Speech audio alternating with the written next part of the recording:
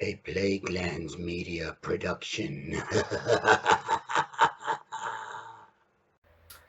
Hey everyone, this is Hugh from Plaguelands Media bringing you another book review today. So, cheers.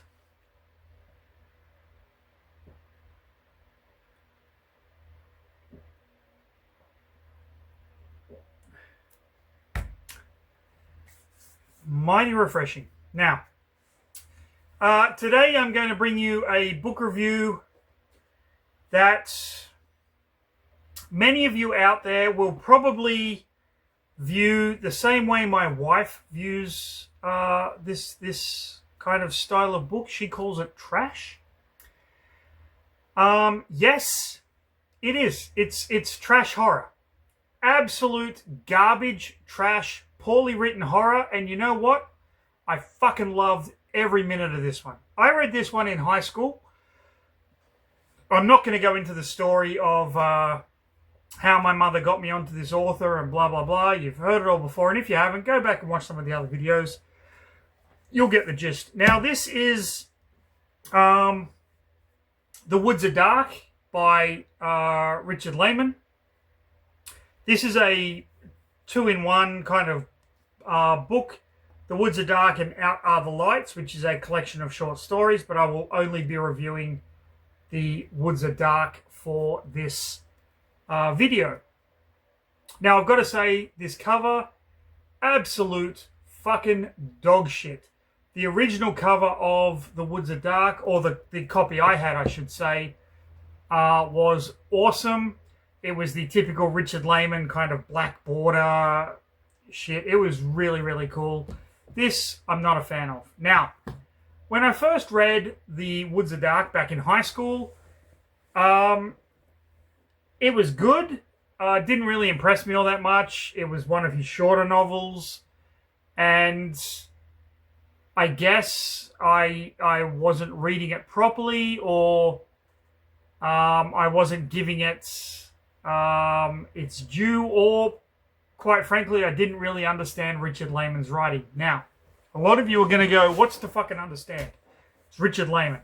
He is a trash author. He's not a good horror author. I will be the first to put my hand up and go, yep, there are better horror authors out there that you can go and find.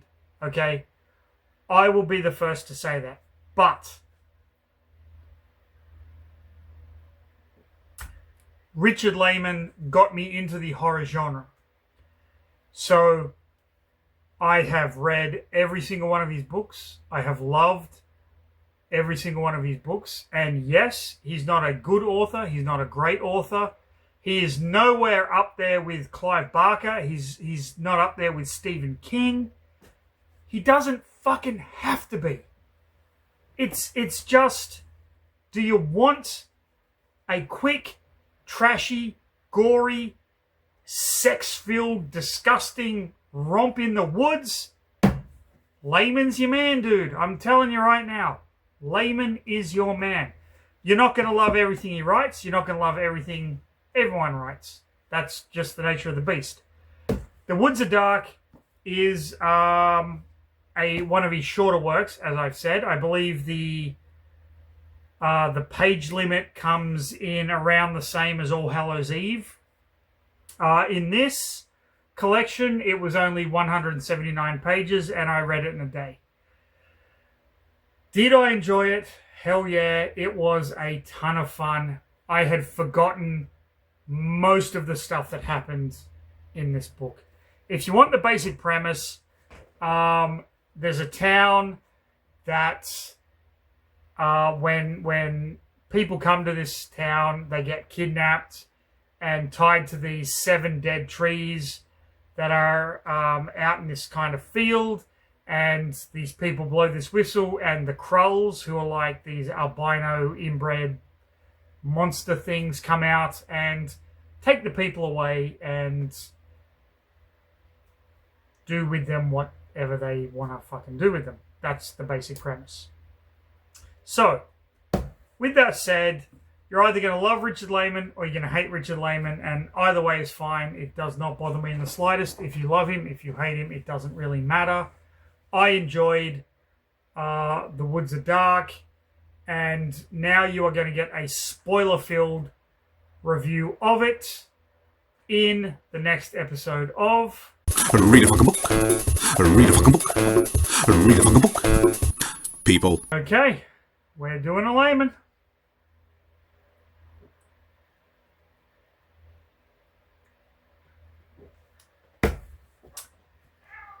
So, The Woods Are Dark starts with two friends, Sherry and Neela, and they're going on a camping trip.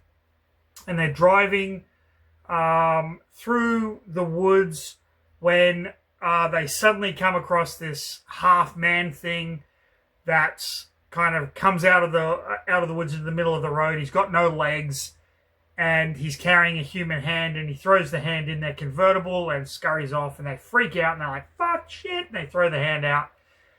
And then they're kind of, fuck, what do we do? And then they decide to stop in the next town, and they go to the diner, and they're trying to fucking calm down, and they get a meal. There's 4 people sitting at the counter of this diner, and they're in a booth, and so they eat and whatnot and have their drinks and everything, and then they're about to leave, but they find the doors locked, and then the 4 people from the counter come at them and incapacitate them.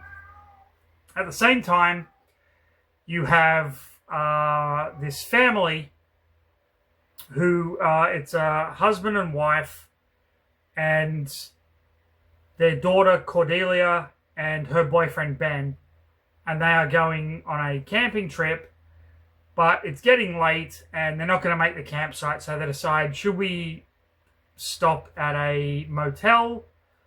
And they see this motel with a vacancy sign, which is the same town that these 2 girls were just kidnapped in, and they decide to go and stop there.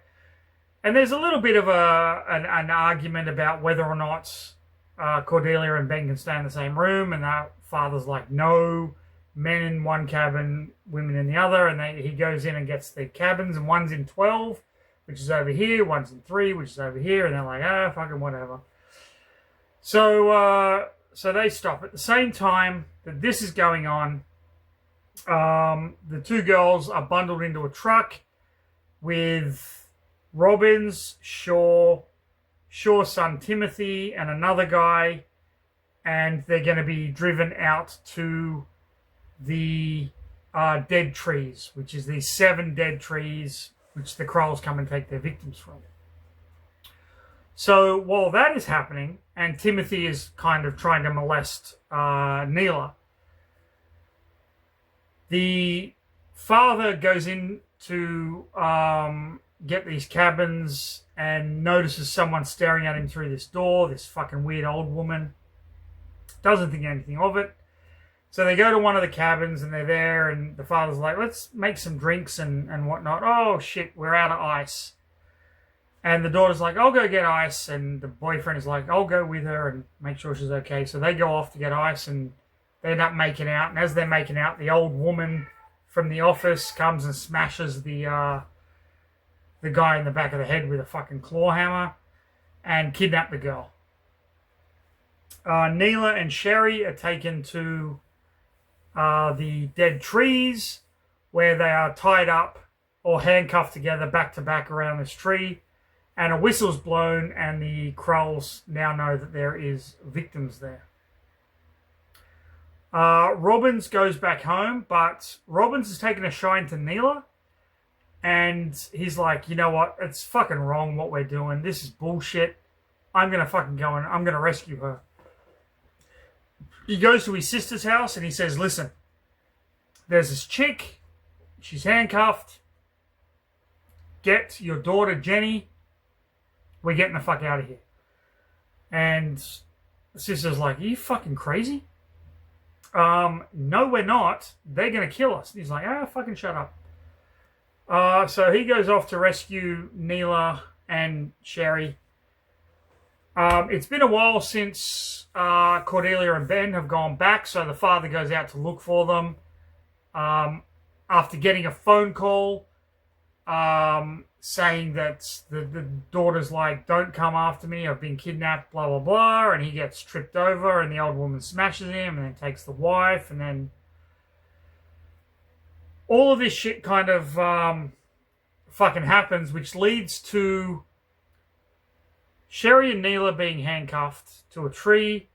The father, the mother, Cordelia and Ben being handcuffed to another tree. The whistle blown and the Krulls are on their way.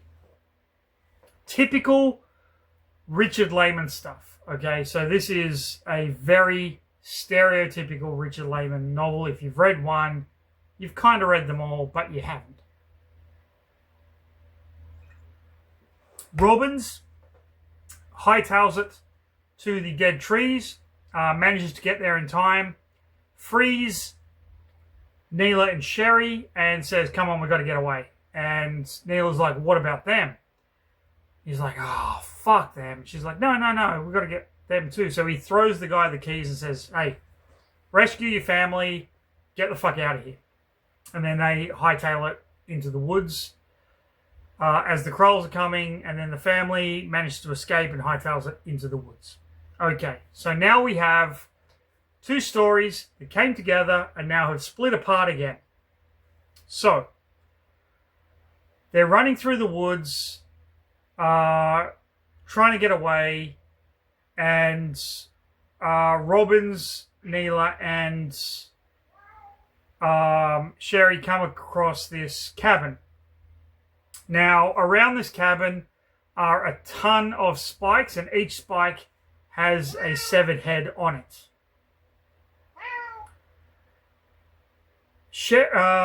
Sherry kind of freaks out. Neela and Robbins kind of get through, but Sherry kind of freaks out a bit, and then they have to go back and they have to kind of get her. She's kind of comatose and severed heads and blah, blah, blah, whatever. The family gets kind of split up, and Cordelia and Ben go one way, and the father and mother go the other way. And it then becomes three stories. Cordelia's story, the story of the people in the cabin, but then Robin's sister and niece, Jenny, they try to escape, but the sister Peg, her husband Hank, is like this wife-beating piece of shit, and he realizes what's going on and he keeps them captive, and then he calls the cops and the cops come, and then Jenny, who's this supposedly meek and mild 12-year-old girl but knows what's going on in the town, how they sacrifice people, she goes all fucking Rambo and kills the cop and kills Hank, and her and her mother escape, and they go and they steal a car from someone, and then they go to her mother's boyfriend's place, this guy called Philip, who is a hardware store owner, and they subdue him because he doesn't want any part of this. And then so their story is them trying to escape. You have regular townsfolk looking for all of these people because this is out of the ordinary. They discover Hank and the cop's body. They realize that Phillips hasn't been in his hardware store, so they go to his house, where they discover that he is tied up and Peg and Jenny have him captive, and they go in there and they basically take out the three of them. And this, by the way, this is the people from the diner and the people from the motel, so it's the old woman with the hammer. And they decide to take them to the trees where they are going to be sacrificed to the Krulls. On the journey, Phillips is kind of pleading innocent, but the old woman just fucking smashes the shit out of him with a hammer and he ends up fucking dying. We find out that Sherry is secretly in love with Neela. Neela is in love with Robbins. Robbins is in love with Neela, even though they just met like 12 hours ago and he was going to sacrifice her to these fucking evil things. But you know what? It's a Richard Laymon novel, so who gives a shit, right?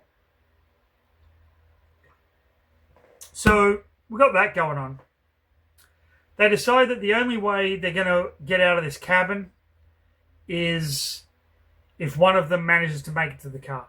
Robbins wants to go, but he gets wounded because Cordelia and Ben, this is a whole kind of side story. Cordelia and Ben are hiding, and this guy comes out of the wilderness called the Devil with a machete, and he ends up cutting Ben's head off. The Devil is the guy that owns the cabin, and he's been killing Krulls and putting their heads. That's why Krulls won't go anywhere near where the heads are. The superstitious shit. Cordelia hides, but is found by these young kids, like pre-teens. And in order to become part of their clan, she has to let these three guys fuck her and enjoy it. Pardon me. So that happens, and she's then introduced to Gra, who is the leader of this clan, who is in fact the mayor of the actual town itself.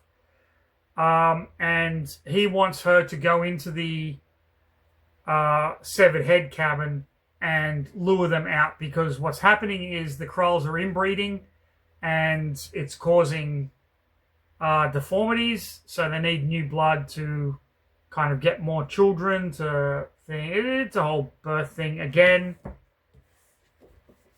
It's a Richard Laymon thing. You just deal with it. So Cordelia goes through all of this, but Gra doesn't really believe her, so he has someone chew her little finger off or something. Whatever. So she tries to get them out. When that doesn't work, she attacks. That's how Robbins gets wounded. She ends up fleeing and laying face down in the field of severed heads. Robbins tries to leave but can't because of his leg. Neela is going to go, but Sherry, who is in love with Neela, says fuck you, knocks her out, takes the rifle, and heads off into the forest. There is one gunshot. We never find out what happens to her. The Devil comes back to the cabin and is promptly killed by Robbins. So the Krulls can now come into the cabin, and the leader of the Krulls, the mayor, reveals himself and says, you are now one of us. Well done. These women are going to come and be basically sex fodder. While this is going on, Peg and Jenny, Robin's sister and niece, are tied up. They've been brutalized. And there's a man tied up in the hut with them. This is the father who lets them know that they were taken by the Krulls and his wife was molested and eaten in front of him because these things are cannibals. So Robbins, Neela, and Cordelia go back to the village, I should say. At this point, the father has been killed and eaten. Robbins and Neela free Peg and Jenny and decimate everyone in the village as best as they can with machetes and sabers and guns and whatnot. Hightail it back to the car, and at the end of the novel, Robbins and Neela are in the front seat together. Peg and Jenny are in the back seat together, and they are fucking off. And that is where the story ends. Was this a good book? Not well written, but yeah, I really fucking enjoyed it. Was it indicative of Richard Laymon's work? Yes, a lot of the themes that he uses are present here, and it's not necessarily a bad thing. It's reassuring, it's fun, it's disturbing, it's creepy. It's everything you want from what my wife calls a trash horror novel. Would I call this trash? Yeah, this is trash. This is absolute garbage horror, and I loved every minute of it. And if you dismiss a book because you're like, oh, that book is, I think that book's garbage, hey, all the power to you. fantastic. You like what you like and you hate what you hate. And that is perfectly fine by me and my little Plaguelands Media crew. We don't fucking care. We don't care what you like. We don't care what you dislike. What we care about is what you think about the things you like and what you think about the things you dislike. If you can back that up with opinion, hey, knock yourself out, buddy. That's all I'm saying. Would I recommend The Woods Are Dark to anyone that wants a quick, trashy horror novel? Yes. If you're looking for depth, if you're looking for style, if you're looking for subtext, Laymon is not the man to go to. Okay? That's all I'm going to say. I absolutely love Richard Laymon's books. I am currently reading Out Are the Lights, which, in my opinion, had one of the best covers back in the day that I've ever seen, but sadly, it's in this two-part compendium. The Richard Laymon Collection, Volume 2. So there you go. Now, if you enjoyed the video, like, subscribe, leave a comment, scull the rest of your beer.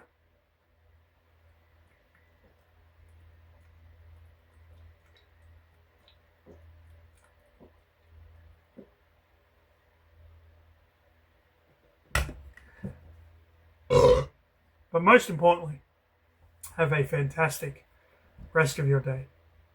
Stay safe. And of course, read a fucking book, people.